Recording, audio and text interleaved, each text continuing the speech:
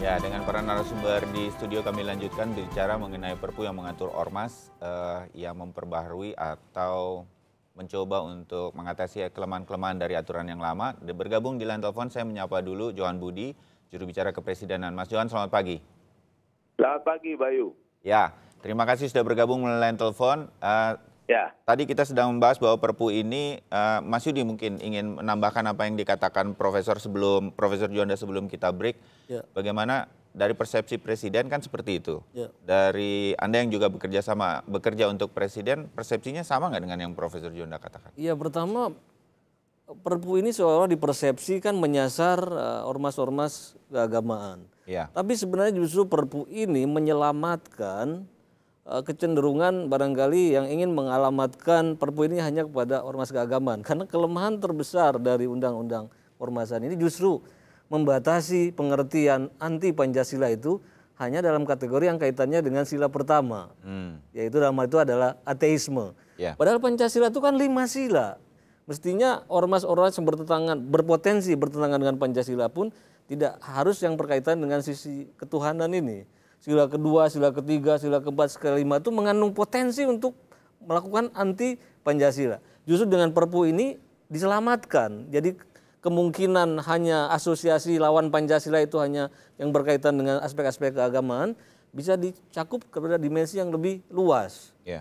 Termasuk ini sebenarnya menjawab juga selama ini biasanya kritik dari banyak masyarakat yang mengatakan problem kita misalnya problem ketidakadilan dan lain-lain, kesenjangan. Dengan Perpu ini itu justru diakomodasi. Berarti yang bertentangan dengan Pancasila itu juga nanti termasuk ideologi-ideologi yang berlawanan dengan pemenuhan keadilan sosial dan lain-lain. Jadi sebenarnya ini dari segi Pancasila justru Perpu ini memberi ruang bagi kita untuk menafsir kembali Pancasila dalam pengertian yang lebih luas, bukan hanya berhenti pada sila pertama. Ya, Pak Daulat ingin menambahkan sedikit? Ya, betul.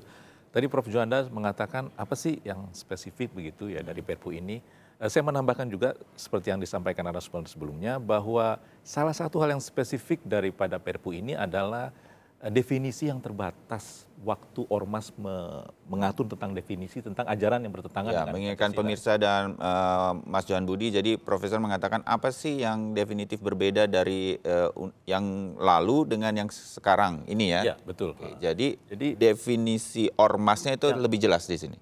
Definisinya ormas yang bertentangan dengan Pancasila. Jadi di Undang-Undang Nomor 17 yang bertentangan dengan ormas yang bertentangan Pancasila cuma Ateisme. komunisme, ateisme, leninisme, marxisme. Padahal ada ajaran-ajaran lain di luar itu sebetulnya yang juga bertentangan dengan Pancasila Ya. dan Undang-Undang Dasar 45. Oh, Jadi ini menjelaskan di bagian akhir bahwa pengertian ormas itu di bagian akhir ditambahkan yang dulu cuma sampai 4 hal itu. tercapai tujuan negara kesatuan Republik Indonesia yang berdasarkan Pancasila, sekarang ditambahkan dan Undang-Undang Dasar Negara Republik Indonesia tahun 1945. Jadi ini beda yang kemudian makin memperjelas Ya, salah apa satu yang perbedaan diinginkan, itu, ya. ya. Oke, Mas Johan Budi, bagaimana sih suasana sendiri kalau saya bilang kebatinannya di istana waktu itu ke Presiden itu ini yang kemudian diterjemahkan kalau ada yang begini ormasnya gebuk, ini terjemahannya begitu? Gini, saya sebelum menjawab pertanyaan Bayu, Ya. jadi gini, apa tadi yang disampaikan oleh Profesor Juanda dan kemudian Pak Daula itu ya lebih teknisnya ya. Tapi saya tidak ingin bicara soal itu. Saya ingin mengingatkan kembali pada publik ya. 3-4 bulan yang lalu kan ada gelombang orang atau masyarakat publik yang juga menginginkan ormas-ormas yang jelas-jelas ya anti Pancasila, ingin mengganti Pancasila itu tidak diperbolehkan atau tidak diberi izin quote-unquote lah, kira-kira begitu. Gelombang keinginan publik ya terhadap ormas-ormas yang anti Pancasila atau yang tidak menginginkan adanya Pancasila itu kemudian dicerna oleh Presiden ya. Lalu oleh Presiden memerintahkan kepada Menko Polhukam waktu itu. Saya sedikit bercerita itu biar publik paham betul ya kenapa kok Perpu ini kemudian dikeluarkan gitu ya. Kemudian Menko Polhukam melakukan kajian secara mendalam. Nah sekarang ini seolah-olah orang melupakan bahwa 3-4 bulan yang lalu itu banyak juga publik yang menginginkan bahwa ormas yang anti Pancasila, ormas yang tidak mengakui Pancasila itu jangan diberi ruang gitu di negara Republik Indonesia yang berdasarkan Pancasila. Nah, kemudian dari hasil kajian Menko Polhukam bersama dengan jajarannya, lalu diterbitkanlah Perpu ya nomor 2 tahun 2017.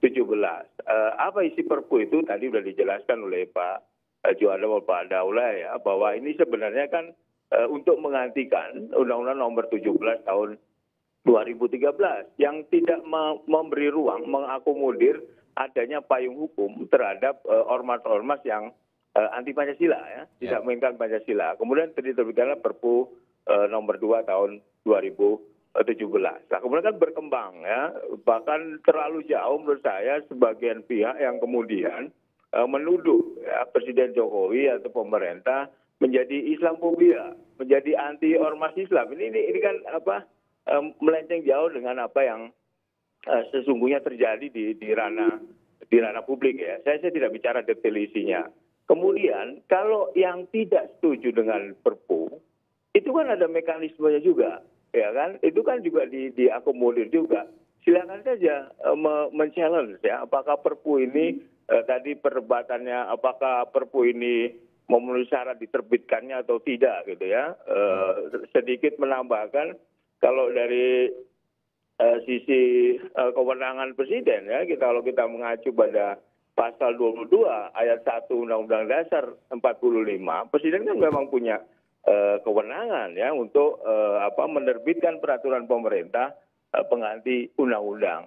Siapa sih yang mempersepsikan, siapa sih yang mendefinisikan bahwa kondisi itu mendesak atau tidak? Nah, ini di dalam penjelasan di pasal 1 Undang-Undang nomor 12 tahun 2011 itu juga lebih kepada presiden ya yang punya subjektivitas untuk memutuskan bahwa kondisi ini mendesak atau genting ya, sehingga diperlukan peraturan pemerintah pengganti undang-undang itu. Jadi bagi yang tidak setuju ada mekanismenya, silakan saja. Adalah hak setiap warga negara menurut saya apabila tidak setuju dengan kebijakan atau apapun dilakukan oleh pemerintah dalam konteks undang-undang, mungkin ke Mahkamah Konstitusi ya. Saya dengar, saya baca sudah ada yang ingin mengajukan judicial review terhadap Perpu. Perpu ini pun juga nanti kan harus ada persetujuan DPR ya untuk menjadi undang-undang. Ya. Meskipun Perpu ini secara otomatis begitu ditandatangan kan berlaku ya. Tapi nanti untuk menjadi undang-undang kan harus ada persetujuan DPR. DPR setuju atau tidak. Nah, ada mekanisme lagi untuk menguji itu. Oleh siapa? Oleh DPR. DPR ini siapa? DPR ini representasi rakyat kan? Seharusnya kan begitu kan? Nah, nanti kan biar diuji di situ gitu loh. Ini jangan kemudian, Mas saya gini, jangan kemudian penerbitan Perpu ini dikembangkan ke arah-arah yang seolah-olah jauh dari apa yang diinginkan oleh Perpu ini, dan juga dilupakan peristiwa-peristiwa sebelumnya itu yang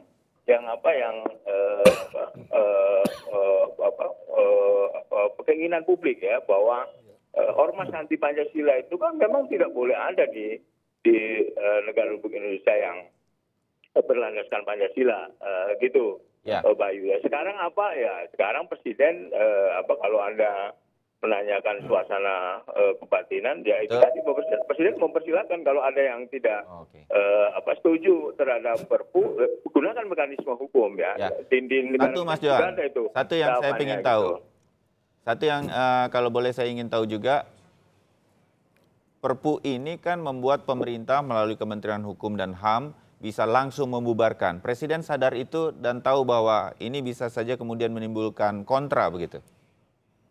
Ya, orang begitu ada kajian presiden kan, presiden itu meminta pembantunya. Siapa itu pembantunya? Menko Polhukam, kemudian Menkumham, ada Mendagri di sana yang membahas itu secara detil sebelum ditandatangan presiden kan sudah melalui itu.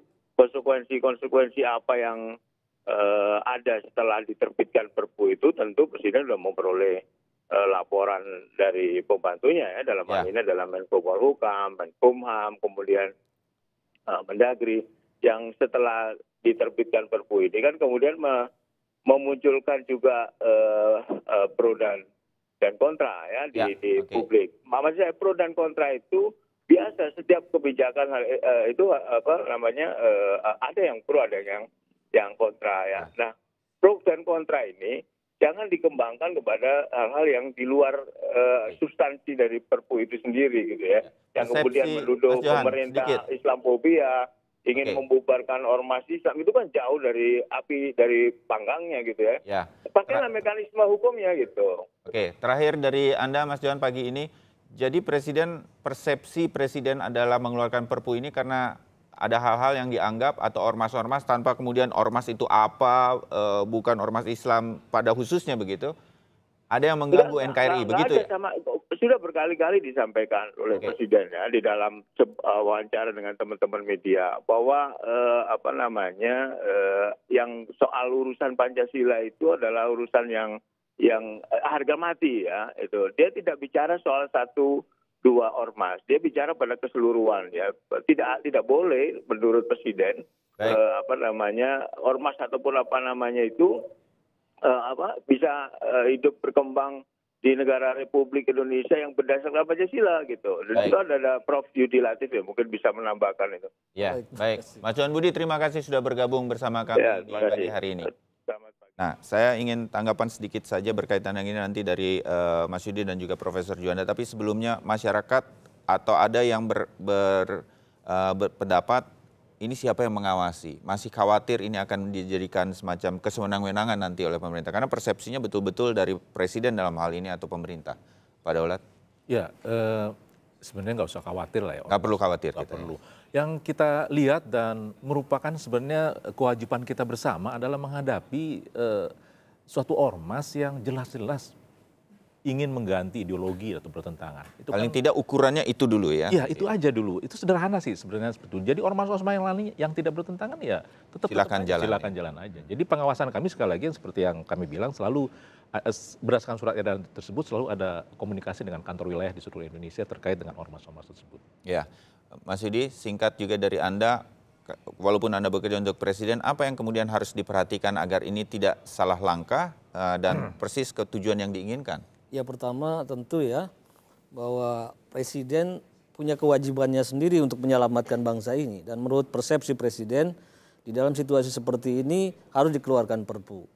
Nah, itu langkah yang memang sepatutnya diambil pemerintah. Ya.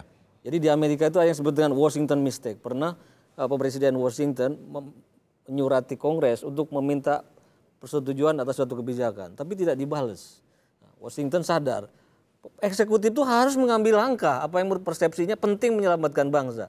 Bahwa nanti langkah ini ada keliruan, ada mekanisme lain untuk mengawasinya gitu loh. Ya. Tapi tugas presiden sudah melakukan berdasarkan persepsinya ini ada kegentingan, tidak ada kecukupan di dalam undang-undang, maka dia mengeluarkan Perpu. Bahwa kemudian misalnya Perpu ini ada masalah, nanti ada institusi lain yang mengawasinya. Itu yang pertama. Kedua tadi ini kan pada ranah hukum administrasi sebenarnya. Tingkatnya kebijakan.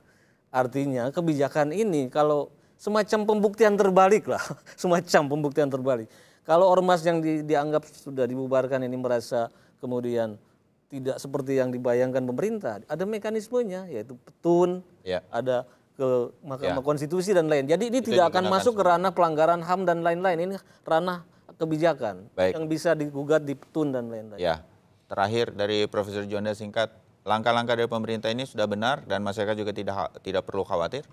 Saya kira ya apa yang saya katakan tadi bahwa ini adalah hak konstitusional presiden. Ya, oleh karena itu secara kewenangan memang ini sudah tepat dan sebab benar dari konteks itu konstitusi.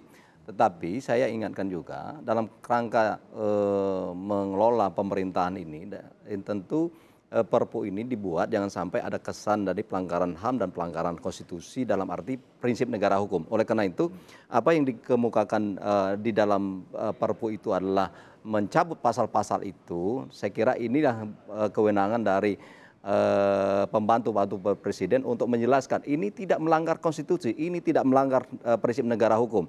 Karena apa? Di dalam konteks pencabutan pasal 63 sampai 80 tadi, sampai 81 itulah yang membuat masyarakat nih melihat wah ini proses pengadilannya tidak ada lagi. Nah, ini saya kira sebagai yang harus saran. Dijelaskan sosialisasinya sehingga tidak menimbulkan kesan semacam itu. Ya. Baik, terima kasih Profesor Juanda. Mas Yudi Latif, Pak Daulat juga terima kasih.